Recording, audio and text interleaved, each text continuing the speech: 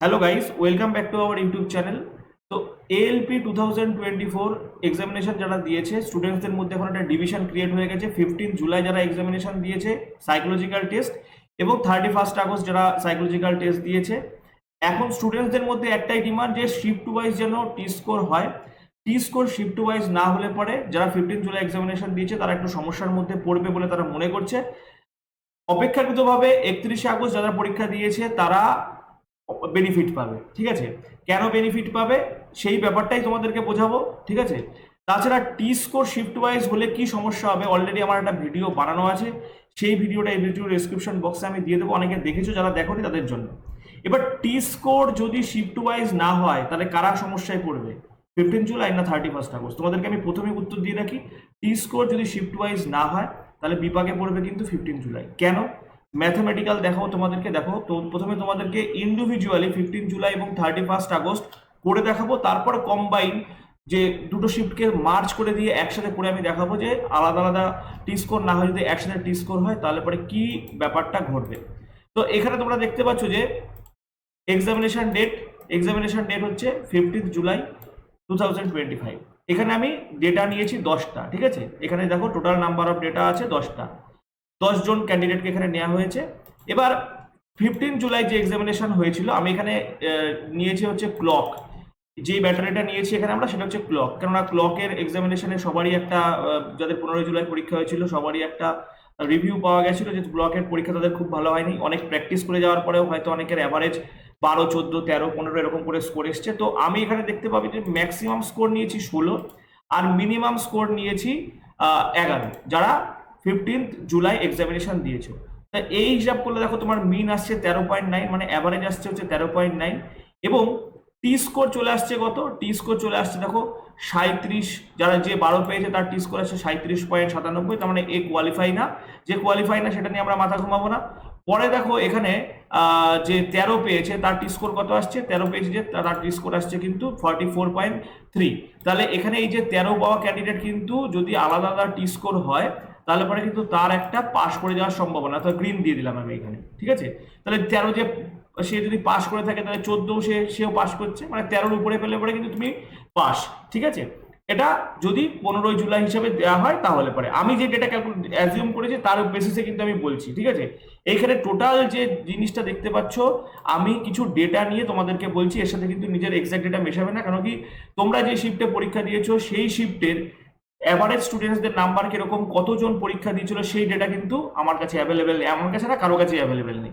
তো আমাদের কিন্তু এখানে একটা ডেটা অ্যাজিউম করে নিয়ে করতে হবে, তো সেইভাবেই আমি করেছি এখানে। এরপরে চলে আসবো 15 জুলাইয়ের পরে আবার 10 জন ক্যান্ডিডেটকে আমি নিয়ে দেখাবো যে 31 আগস্টে আমি কিন্তু 10 জন ক্যান্ডিডেটকে এখানে নিয়েছি, যাদের 31 আগস্টে অলরেডি যারা 15 জুলাই পরীক্ষা দিয়েছিল তারা ইন্টারফেস কিরকম আসছে, কিভাবে পরীক্ষাটাকে ফেস করতে হবে অলরেডি এক্সপার্ট হয়ে পরীক্ষাটা দিয়েছে, একই প্যাটার্নে পরীক্ষা হয়েছে। তো 31 আগস্টে যদি রিভিউ দেখতে পাওয়া যায় যে দেখা যাবে যে ক্লক টেস্টে কিন্তু তাদের মোর অললেস সবারই মোটামুটি ভালো এক্সামিনেশন হয়েছে, অনেকের হয়তো একটা দুটো হয়েছে। এবং যাদের 15-র নিচে, ঠিক আছে, যারা হচ্ছে 12, 13, 14 পেয়েছে তাদের বলার কিছু নেই, তারা হয়তো ভালো করে প্র্যাকটিসই করেনি, সেই জন্য নাম্বার কম হয়েছে। তো এই সমস্ত মানে যারা কম নাম্বার পেয়েছে সেটাকে আমি আর এই বিষয়ের মধ্যে রাখছি না। আমি ধরে নিচ্ছি যে 31 আগস্ট যারা এক্সামিনেশন দিয়েছে তাদের মোটামুটি অ্যাভারেজ স্কোর ভালো হয়েছে, 17, আমি 17, 18, 19 এরকম ভাবে পেয়েছে। তো এই শিফটে আমি মিনিমাম স্কোর ধরেছি 15 আর ম্যাক্সিমাম স্কোর ধরেছি হচ্ছে 19, যে এর মধ্যে ক্যান্ডিডেটরা নাম্বার পেয়েছে। এরকম 10 জন ক্যান্ডিডেটের ডেটা নেওয়া হয়েছে। তো সেই হিসাবে দেখলে দেখা যাবে যে 16 যে পেয়েছে সে কিন্তু দেখো এখানে একটা রেড জোনে রয়েছে, মানে 16 যে পেয়েছে সে কিন্তু 42 টি স্কোর কোয়ালিফাই করতে পারছে না। 15 যে পেয়েছে সেও কিন্তু 42 টি স্কোর কোয়ালিফাই করতে পারছে না। তো 31 আগস্টে মিনিমাম 17 লেভেল, 17 যদি পেয়ে থাকে এই ডেটা অনুসারে, আমি বারবারই বলছি কিন্তু এখানকার ডেটা অনুসারে, কেননা এখানে টি স্কোর ক্যালকুলেশনে কিন্তু কতজন ক্যান্ডিডেট পরীক্ষা দিচ্ছে সেটা কিন্তু একটা ইম্পর্টেন্ট ফ্যাক্টর। কেননা টি স্কোরের ক্ষেত্রে অ্যাভারেজ নাম্বারটা একটা ইম্পর্টেন্ট ফ্যাক্টর। কেন অ্যাভারেজ নাম্বার ইম্পর্টেন্ট ফ্যাক্টর সেটা আমি পরে বোঝাচ্ছি, আগে বিষয়টা দেখে নাও। তাহলে 17 যে পেয়েছে সে কিন্তু একমাত্র দেখতে পাচ্ছ এখানে গ্রিন জোনে রয়েছে।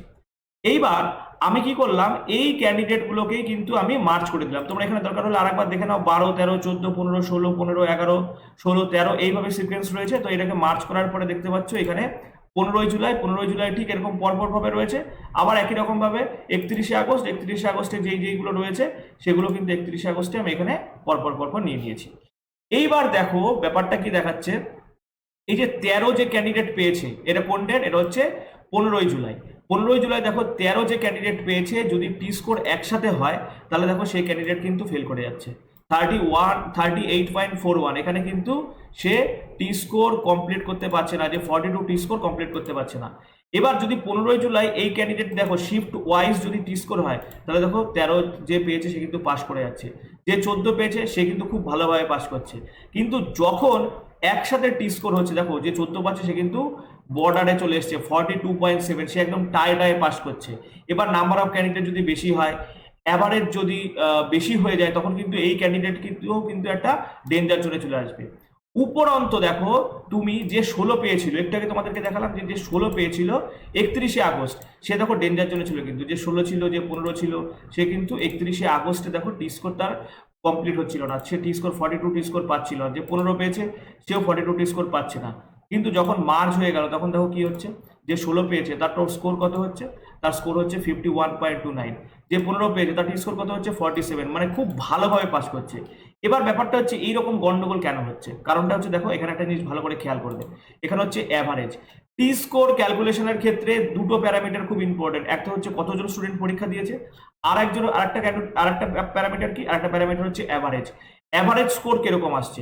তো দেখো এইখানে যারা জুলাইতে যারা 15ই জুলাই পরীক্ষা দিয়েছে, তাদের প্রত্যেক ক্যান্ডিডেটের নাম্বার অ্যাজ এক্সপেক্টেড ভালো না হওয়ার জন্য তাদের কিন্তু অ্যাভারেজ কত হয়েছে 30.9। ঠিক আছে, তার ফলে কিন্তু এখানে অনেক স্টুডেন্ট যারা 13-14 পেয়েছে তারাও কিন্তু একটা পাস করে যাওয়ার একটা প্রবাবিলিটি তৈরি হয়েছে।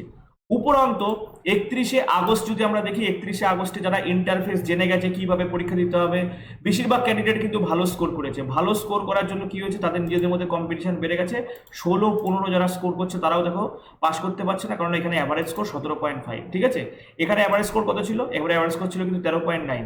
ঠিক আছে, 31শে আগস্ট কত হয়ে গেল 17.9।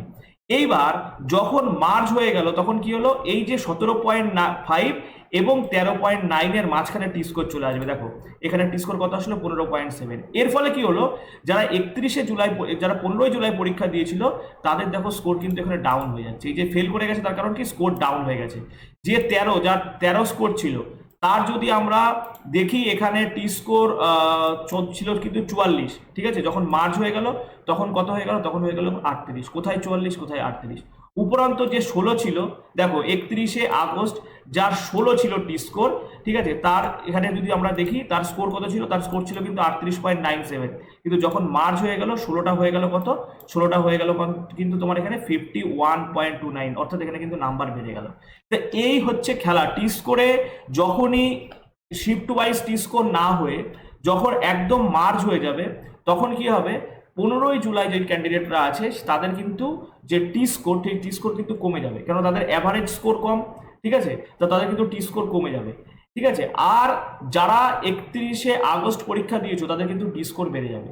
এবার টি স্কোরের সাথে বুঝতে পারছো টি স্কোরটা কেন ইম্পর্টেন্ট, কেননা যখন ফাইনাল মেরিট হবে তখন তোমাকে তো এখানে তো পাস তো করতে হবে, সাইকোলজিক্যাল টেস্টে তো পাস করতে হবে, এই একটা ইম্পর্টেন্ট ব্যাপার। দ্বিতীয় কথা, যখন তোমার ফাইনাল মেরিট আসবে তখন কি সাইকোলজিক্যাল টেস্ট থেকে তোমার 30% নাম্বার নেওয়া হবে। তো এই জন্য কিন্তু টি স্কোরের ব্যাপারে স্টুডেন্টসরা এত ভয় পাচ্ছে। তো ভিডিওটা আশা করি তোমরা বুঝতে পেরেছো। ঠিক আছে, আরও কিছু যদি ইনফরমেশন লেগে তোমাদের দরকার হয়ে থাকে তোমাদেরকে আমি বলবো কমেন্ট করো, তাহলে পরে তোমাদের কিন্তু তোমাদের সাহায্য করার জন্য যেরকম ভিডিও দরকার আমি কিন্তু নিয়ে আসবো। ভিডিও ভালো লেগে থাকলে অবশ্যই শেয়ার করো বন্ধুদের মধ্যে। থ্যাঙ্কস ফর ওয়াচিং, দেখা হচ্ছে পরের ভিডিওতে।